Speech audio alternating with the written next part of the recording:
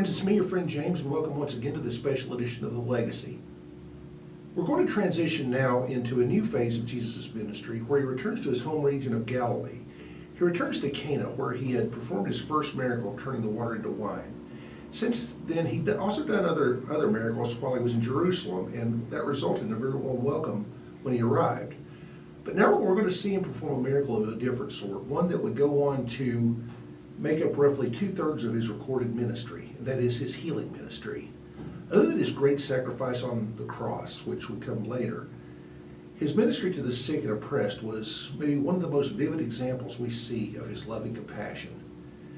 And as a side note, if you'd like to learn more about Jesus' healing ministry, both then and now, I'd like to recommend this book to you, Christ the Healer by FF Bosworth. It's a classic work, and rightfully so.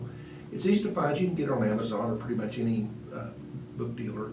And again, it would be a very helpful book to you. It's scholarly, it's edifying, it exalts Jesus on every page, and I'd highly recommend it. But back to our narrative, Jesus is approached by a nobleman from Capernaum, which was about 15 miles away, and the man's young son is gravely ill. We don't know who this man was, other than he was one of Herod's officials. We also don't know how much revelation he exactly had of who Jesus was.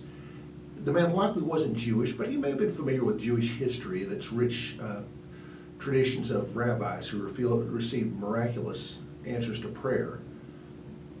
But Jesus' response is a little bit shocking. He rather abruptly says, "Unless you see signs and wonders, you won't believe." But he was just recognizing an unfortunate fact of human nature. People are fickle like that. They're after the sensational.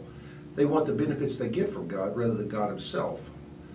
But nonetheless, the man is desperate and he persists, and Jesus recognizes his sincerity and tells him to go on his way that his son will live. The man wisely believes Jesus and starts to head home, and on the way, some of his servants meet him with some amazing news that the son is alive and well. The man asks what time his son started to get better, or began to amend, as the King James puts it, and he was told it was 1 p.m. the day before, the exact time Jesus had told him his son would live. So an important lesson you can see here when it comes to healing or any other thing that we may be believing God for. Notice the boy had begun to amend. That indicates the healing wasn't instantaneous. Sometimes it's a gradual process. It also shows that our prayers can be answered before we even realize that they have. But as the result of the sign, the man and his entire family became believers. The Gospel of John, more than any of the other Gospels, refers to Jesus' miracles as signs.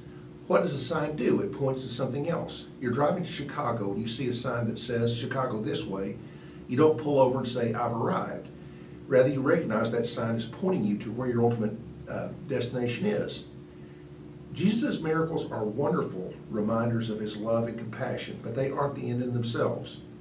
They point us to a larger reality of who Jesus is and how he wants to have a relationship with us. The man in this story came to realize that, and you can too, friends. If you've never opened your life to him, I urge you, please do it today. If you'd like more information, you can leave it in the comments section below, or you can email me at james@james-dave.com, and I'd be glad to talk to you further about it. And also, I would encourage you again to read this book, Christ the Healer by FF Bosworth. And I would like for you also to like and share if you haven't already. We don't want you to miss any part of our walk through the life of Jesus. And as always, keep it real. Look forward to seeing you next time.